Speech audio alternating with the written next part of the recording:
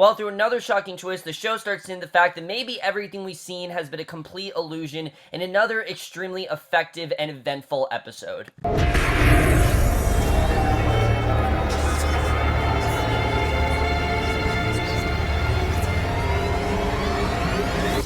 Hey guys, remember Legion, Season 1, Episode 5, Chapter 5, and I was definitely really looking forward to this episode. As you guys know, I absolutely loved last week's episode. What a great episode for the show. It really got us into a lot of what was going on.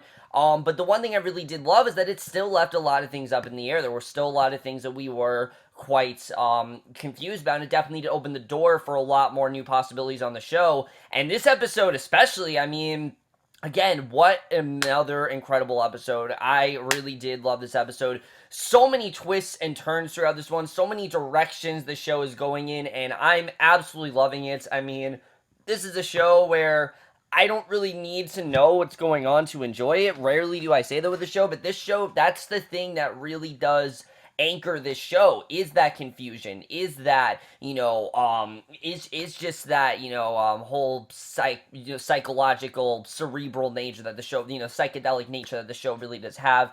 But let's just get into this episode because I definitely do want to get into it. This for me was right up there with last week's episode. I'd probably say last week's episode was better just because there was a lot more, just a little bit more event stuff going on, but there definitely was some big, substantial stuff in this one as well, but let's just get into it. So we start with Summerlin. We see Kerry watches as the team brings the injured Kerry in, and the scene is really well done because at this point, as we know that Kerry and Kerry are the same entity at this point. Like, we know they're the same person. But at this point, because Kerry was affected in injury, they are outside of each other's bodies. So Kerry can see Kerry, and you can see it's a very different kind of experience for Kerry because he doesn't really get to see his sister a lot. A lot of times they're just in the same body. And Melanie then calls David over, and he immediately tells her that he met her husband, Oliver. And just the look on Melanie's face when she realizes that Oliver is still out there, and that he is contacting David. The one thing that Melanie's wanted so long is to know,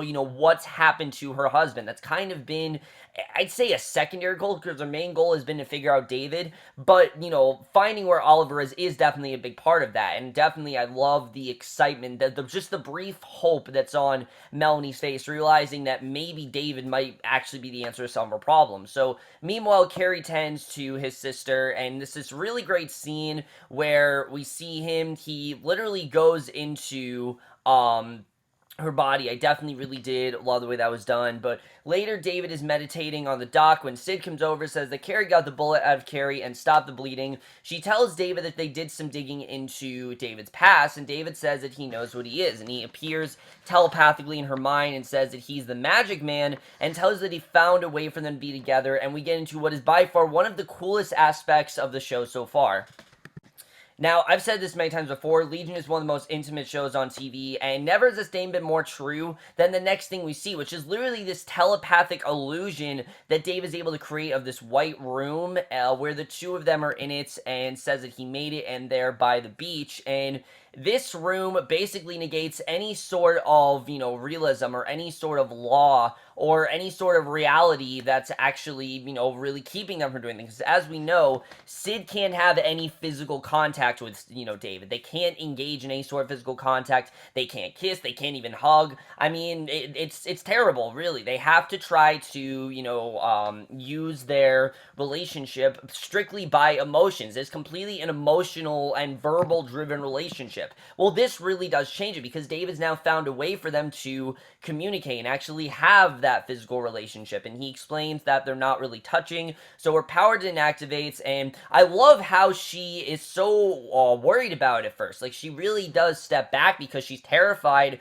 that this isn't gonna work, and that, really does frighten her that this could, she really is worried that this is, that she's going to affect him, that she's going to swap bodies, which obviously she doesn't want to do. So I really loved seeing that, that apprehensiveness in her, where she really didn't know if she wanted to go in here. But Dave explains they're not really touching, so her power didn't activate, and they touch fingers, and they kiss while nearby. The strawberries in a bowl rot, and it's just such a rewarding moment, knowing that these two haven't really been able to have that relationship, and now they're actually actually getting to have it. It's just a really well done, satisfying moment here, realizing those two can actually finally be a couple in a way. So in the med bay, Kerry confirms that Kerry is stable. Melanie comes in, asks how she is. Kerry explains that his sister isn't responding, and he tells Melanie that if he absorbed her, then he'd go into shock, because obviously he'd feel exactly what she would feel, and if that would happen, it wouldn't do any good, because Kerry's the only one who can operate on his sister. So Melanie says that David saw Oliver on the astral plane and figures that he can bring her husband back. Since David did see him, she feels that he's going to be the one to try to bring him back. And we don't know if that's actually true, because we were led to believe, at least last week, that that was a complete illusion, that everything that David saw was completely a fantasy, and that was some sort of universe that he created. This episode, however, starts in the fact that might not actually be true. I think part of that confrontation was somewhat real, and there definitely are a few loopholes in every sort of reality we're in, it seems, especially when it comes to things like David and Oliver. Maybe the setting wasn't real, but the conversation that they had, I'm pretty sure that was real. This episode, at least, like I said, definitely does start to hint at that. But Kerry doesn't respond, almost because I don't really think he has much of an answer to this, and Melanie walks out. And this is definitely, in my opinion, Melanie's best episode yet. I love what Melanie did in this episode. I think she did an incredible job. Jean Smart is such a great actress, and I really do love the way the show is playing to her advantage. Not only is she here to try to save David, but she has her own personal struggles going on. I really do love the way the show is getting into that. So later, Melanie meets with David and Syd. He says that he knows where D3 is holding Amy, and he's going to go there in the morning. So Syd's going with him. Melanie warns that it'll take time to scout out their defenses, including other mutants, and David insists that he'll be fine. But Melanie warns that they know, and he can't help her, and she then asks how Oliver looks, and David says that he looks strong. Melanie says that Oliver's been on the astral plane for 21 years, and in the beginning he had the same kind of power as David. So she's seen this before, this isn't something new, really. Like, she knows how to deal with this kind of thing, but she still doesn't know these powers work. And just to think about that, that her husband had these powers 21 years ago, and 21 years later, she still doesn't know how these powers work, is pretty insane. But it really to show how advanced these powers really are, and how they really are kind of unexplainable. I mean, there really is not much of a way to explain them. So Oliver found a place where he could rule as the creator and spent more and more time there until one day he just didn't wake up. And this is something that you can tell that David is quite worried about. So David tells Melanie that Oliver doesn't remember much of the real world. She asks if she can see him, and when David offers to take her there, Melanie says she just wants him to bring Oliver home. It's the one thing she's wanted her entire life. She wants David to try to do it. Even if it's not possible, she wants to try to find a way to do that. So again, I really love that desperation in Melanie. That really does permeate throughout the entire episode. Again, even if it's not possible, she's going to try to find a way to, to bring him back to her, because she's wanted him back for so long, and it just gives her this new goal and really adds a lot more to her character than we had before, which I really do like seeing. But Kerry then wakes up. Kerry asks if she's ready. She nods, and Kerry absorbs her into himself, and just a really well done scene, seeing Kerry literally go into her body, seeing the way they operate. I mean, we got a glimpse of how they operate last week, with Kerry doing all the physical stuff, and Kerry doing a lot more of the scientific work and all the movements and gestures, and while Kerry was actually doing all the combats. That's the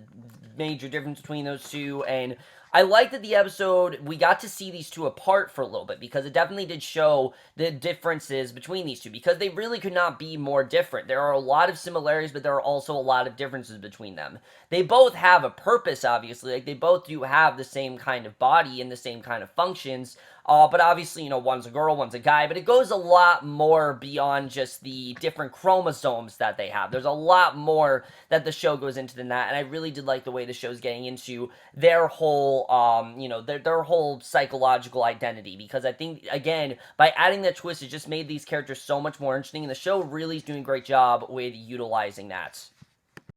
So this next scene we get is probably one of the most riskiest scenes the show has done, And on a lesser show, this scene could be two things. One, it could come across as very pretentious, and two, also very gratuitous. But it never really goes away. It feels like natural progression in the story, and it really does show how great this show is with being audacious and with being very different. And with doing that, it really gets the show to stand out more. And scenes like this definitely do that, because we see David and Syd, they get in the elevator. Syd warns that they'll kill them, and he says that they'll try, and Syd asks to go back, and they end up returning to the White Room. And finally, they do something that Syd has never been able to do. At least we've been led to believe that. They finally have sex, and it's a pretty graphic scene, but it's understandably graphic. I mean, these two haven't been able to do much than really just look at each other and, talk to each other through their minds. They haven't really been able to do actual sort of contact, and here they actually are.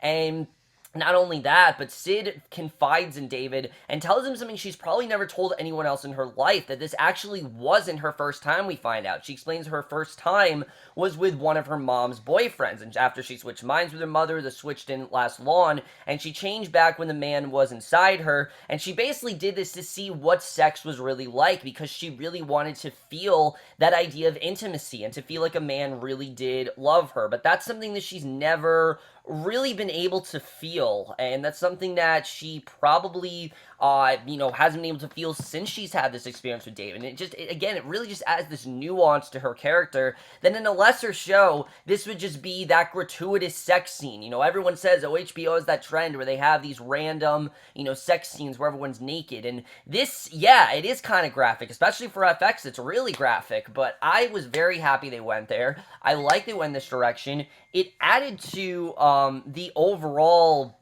story, it added to the overall relation between these two, and it really does show how much closer these two are getting, and it really is going to affect them, I think, later in the future with how close they've gotten. But basically, Syd makes David promise that if he gets lost, then they get lost together, and it's just, again, it's this really great scene of showing how together these two really are right now, and I hope that he does keep that promise, even though you're kind of worried that he's not going to. But later they're in the bathroom, they're discussing how to break into D3. Lenny figures that's about saving Amy and says that they should do it without anyone else. Now remember, Lenny at this point we know is not actually Lenny, so Lenny takes on a whole other meaning in this episode. And at this point, nothing that Lenny says I trust. I mean, Lenny seems very distrustworthy. Lenny just seems very malevolent, and it very much seems like she herself is trying to control David, and that there's definitely more to her than we think, and that's something we definitely do get into in this episode, which, again, I was very happy about. So Syd then wakes up in the next room and hears David talking, and then she goes in the next room and there's no sign of David. And this is a terrifying thought, that the David that she was just with might not actually be there. And this starts to hint to the fact that David himself is not in control of his body, which we very quickly realize that is actually the case, because as Melanie and Autonomy review D3's defenses, Syd comes in, tells him that David is gone. She figures that he went to D3, and Melanie tells Autonomy that they're going to D3 because David needs them, and Autonomy warns that David is only thinking about himself. And when Syd then points out that D3 has Amy, Autonomy says that they're at war, and that it's bigger than any of them. Now, this is not new information to us. We've known they've been at war for a while, but that this war is something that they just can't control. Like, they can't fight in this war. It's even David is just too strong for it. And I love that we don't know what this war is about yet, because it very much seems like David is at war with himself, and that's really what Autonomy is talking about. But Melanie says they can't lose David because he's just simply too powerful,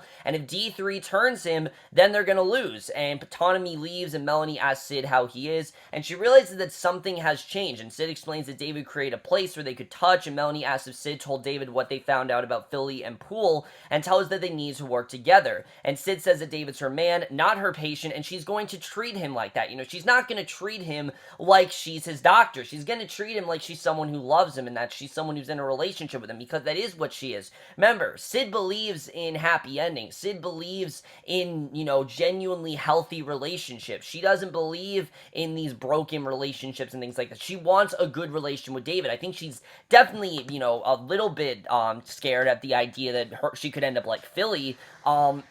but she's really not focusing on the larger details. You know, she definitely should be focusing more on things like Philly and like what they've been going through. But she talks about how she cares about what they want. Melanie warns that David's very fragile, and the fact that he hasn't seemed fragile since he came back very much does worry her, because that's not the David that they know. This is a David that seems a lot more in tune with himself, and therefore that means he's definitely not in tune with himself. There's a much larger force at play, and that really does get us to rethink a lot of what we just saw in the episode, which the episode does a really great job of recalling certain things. But Melanie walks to her car, the others join her, they drive to D3, Syd remembers the promise she made to David, and they arrive at D3, they find the building in flames, dead troopers embedded in the concrete, so there's clearly a lot of chaos going on, there's a huge war breaking out, and the team then goes in, an alarm goes off, they get to a hallway in the sub-level, they hear someone whistling up ahead, and they find Kissinger, who asks them to open up the cell, and at this point, it actually is Kissinger, like, he's actually there, and we finally find out what's actually going on. He explains that Amy was in the next cell, David came and said he was going to get Kissinger out, but they didn't, and Batanomy asks where they take him when they come. Kissinger then they take them to the room with the big light, and Syd backs away. Kissinger slams his head against the glass in anger, and we then finally find out, you know, what the real reason is, you know, what actually happened between David and Kissinger in the last episode. So the team then finds a security room, they check the camera recordings, and they watch as David easily kills all the troopers, disintegrating some of them with a gesture, and they switch to enhanced view, see the devil's image overlapping David, and it's a terrifying scene, just knowing that this David is the one that just slept with Sydney and just did all this stuff with her. It's really kind of, really a scary situation to think about, and I really did love the way the scene was portrayed. It was honestly portrayed like a horror film, and again, realizing that David's not in control of himself, and a large part of that is because of Lenny. You know that Lenny definitely is overriding David at this point, but at Summerland, a badly injured Kerry says that it hurts him too as he reviews the recordings of David's MRI. He hears a young girl laughing and running, and sees different faces appear over David's. Now, I don't know who this young girl is. I'm willing to assume that that's his memories of Kerry. I couldn't really tell what that was all about, but that's what's so great about the show, is that there's so many hidden details that there's still a lot of things we don't know about, and there's still a lot of things to dissect, and I think that's how it's going to be for a while with the show, and that's something that's great, is that the show will never lose my interest, because there's always going to be stuff to go back on, there's always going to be stuff to dissect and take a second look at, and I love the way the show does that. But they switch to enhanced view, and basically they see different faces, appear over David's, which again, very, very scary thing to think about, and like I said, really does give us a more terrifying image of what we saw before. So Syd and Tommy then find Brubaker partially embedded in the floor, and he says that they thought they were ready, but they had it all wrong, and I love that all of these potential threats that we thought in the beginning of the show were going to be our main threat, we're finding are actually fairly disposable, and that David is just kind of just casting them aside and doing what he can with them, which we know it's obviously the Lenny in him and the devil part of him, but that really is showing that they're not as big as a threat as we think. There's a much larger force at play, and he warns that it wears a human face, tells him to be careful with his dying breath. They go out, and Kerry then contacts them, asks what they found. Melanie tells them that David was there and took Amy, and everyone is dead because of that. So Kerry says that David has a split mind, and there's another consciousness inside of him. So Kerry's really starting to realize that there's something much more evil inside of David, and we've known this for a while. We've known that David definitely does have multiple personalities, and that there's a lot of stuff that happens that he doesn't remember, and it has been there ever since David was a baby, feeding off of him. So this has definitely been inside him for a while, but it's just now starting to emerge, and now it's starting to cause havoc, and the creature rewrites David's memories whenever he realizes that it's there, and it made them forget as well. So that's the reason why David is so out of touch with things. It's not because he himself is, it's because the creature within him rewrites it, so David thinks he had a much different sort of memory, so because he can't, because David doesn't remember half of the shit he did. That's why the story of the dog is there. That's why a lot of this stuff is here. It's not because David was sick, it's because the creature clearly has been fucking with him his entire life, which again is crazy to think about. But Kerry says that David's a powerful mutant, but the parasite is an older memory with its consciousness separate from its body, and it's living inside David for 30 years. So this has been going on for a long time now, and that's why David constantly has these blackouts. So Syd then finds herself in David's mental room, and once again we get another scene that could have been very jarring, but again, really does play into the episode. He's playing the banjo, and he literally starts singing The Rainbow Connection. Yes, the song from the Muppet movie. I'm not even joking. He literally picks up the banjo and starts singing The Rainbow Connection. And yes, at first glance, this is weird. I mean, yeah, this is very strange. Why is a grown man in his 30s playing a banjo and singing the Rainbow Connection? Doesn't make any sense. But when you really dissect the lyrics of what he's really saying, it really does go with the overall, so it really does go with what's going on with David. How he himself, he's going through a lot, he's going through a lot of identity issues and how he's gonna find that rainbow connection. One day he'll be more in tune with himself. One day he'll be more in control. And it really does add to the struggle that he's going through. And I really did love the way that was done. But Syd then looks in the adjoining bathroom and she sees David's imaginary dog King. So this immediately gets her to realize that she definitely is in a fake version of David's reality. This is not actually David's reality. This is the reality that the creature has created for him. So she closed the door, looks in the telescope pointing out the window, and she sees Melanie saying that it knows, and we don't know what it is all about. But next we get one of the most crucial reveals we've gotten within the show that really does add to the overall episode and really gives us a better understanding of a lot of what's going on between David and Amy. So back in the real world, Syd tells the others that David went home to where it started. They leave, and behind them the eye secretly follows. And that night, David takes Amy to their childhood home. She says they didn't know that he was so powerful. David says that she knew, and we finally get what's really been going on here, because that's been the real relationship. It's been very vague. I mean, we've definitely known a lot of the relationships been going on. The one between David and Amy, it's been very stagnant so far. It's been a lot of very small details, and that really does amount to what's actually going on. Amy wonders why David bought them there. David says the others will be there soon. He thought that they could talk first. He says that he can smell her secret and asks what it is, but sees a silhouette at the patio door. So David figures that Amy knows something about him, and David then disappears. So Lenny materializes and says that she's David, then switches appearances to David, and then King, and then the Angry Boy. So they all are inside of David. The dog, the Angry Boy, Lenny. These are all things that has basically manifested inside David. They're not actually real, but it's part of the reality that this creature has created for David, and that's very much why this is happening to David. So Amy breaks into tears and finally lets it out when David reappears, says his whole life is a lie, and he just needs to know who he is. And Amy tells him what basically a lot of us have suspected, that David was in fact adopted, we find out. And David wonders who his parents really were. Amy tells him that she really doesn't know. And this makes sense why we haven't heard anything about his mother, why we haven't heard about his father. Because she truthfully does not know who it actually is. And their parents were going to tell him, but David was so upset all the time because of his illness, and that he just, they couldn't handle him. So David says he doesn't have an illness. Amy said that she thought if she told him, that would make things worse. And again, this tells us a lot of what we've seen, that childhood. David did not have a great childhood. He clearly, again, remember, this thing has lived inside of him all his life. He probably thought that he's had a much better childhood than he actually did. What Amy sounds like David has always had a shitty life, and that he's never been fully in control of what's actually going on with him, which,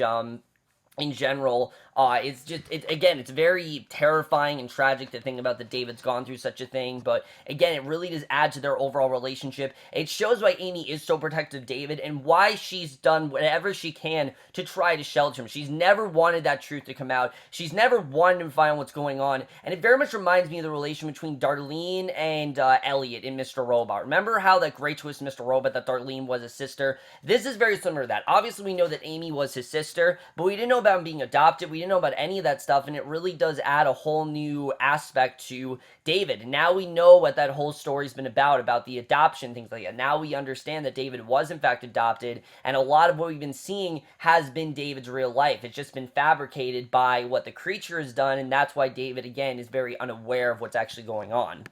So Kerry then makes a headband that he figures will ice at the MC so that they can speak to David privately, and he argues with Kerry inside of himself, insisting that there may not be a fight, there may not be anything they can do, and she materializes and tells him that there's always a fight, and this is probably because Kerry her entire life has done a lot of the fighting, but Kerry's starting to realize that they might not actually be a fight to, have here, and with that, the two of them actually end up leaving. So Melanie and the others arrive at the house. She tells them to wait. She warns they could be in David's world now rather than the real world, and just that fear that that's what's actually happening and that they're getting trapped in his world is, again, quite frightening to think about. And they sneak up to the house while the eye watches from the shadows. The team goes in, and we get this incredible scene where the last 10 minutes of this episode are almost completely silent. I mean, there's a few musical cues here and there, but there's no dialogue. They can't hear anything that's going on, and it adds this eeriness and this just riveting quality to the show that is probably one of the best action scenes the show's done. It is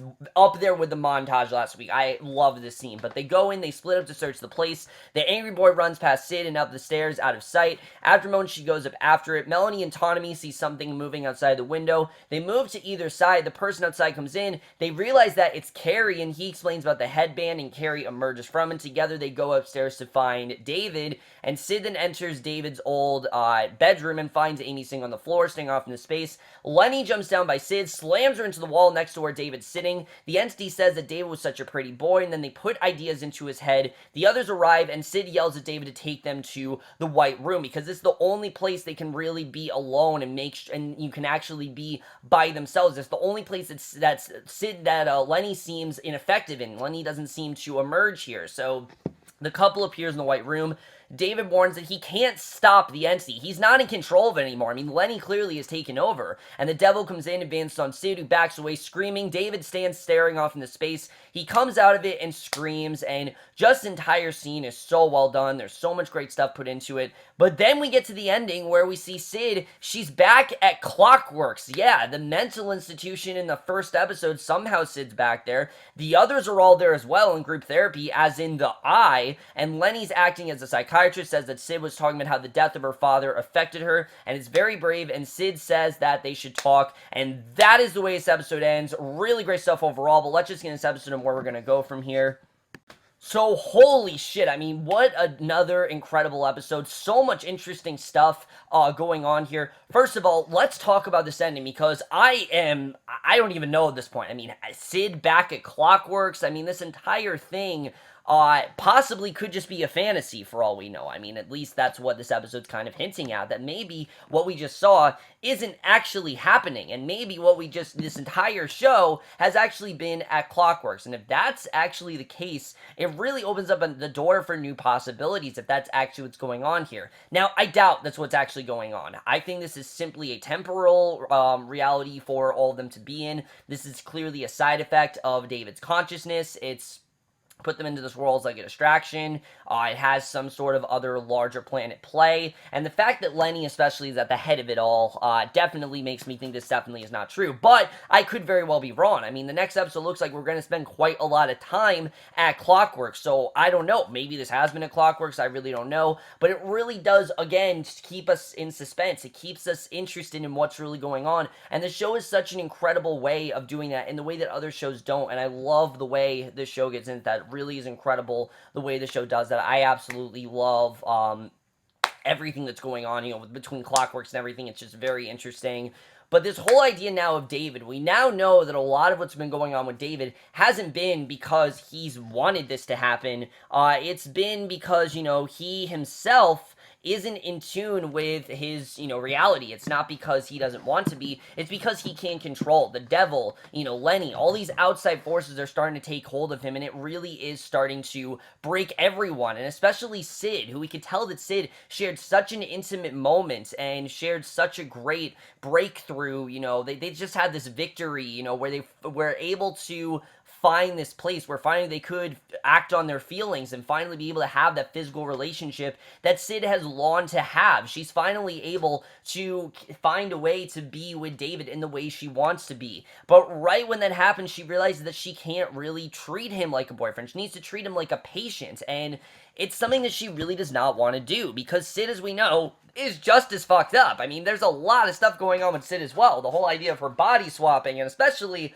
that whole sex thing, it is kind of twisted. I mean, honestly, I mean, yeah, you understand why Syd did it, but it is still kind of twisted what she did, and I love that this show gets into that. Every character in the show is kind of fucked up. Every character in the show does have something going on with them, and I think especially that scene was just really well done, the way they did that, you know, seeing Syd not wanting to treat David that way, but she's kind of realizing she has to, and I love the way that she's starting to realize, you know, who he is by herself. You know, a couple episodes ago, she said to him that she wanted to, you know, be with him that she wanted to get to know him better, and that she wanted to be able to, have some sort of, have trust and make sure that he's telling her the truth. And she herself is kind of starting to realize all this, and I think it definitely is adding to their overall relationship. I'm interested in seeing really where that's going to go.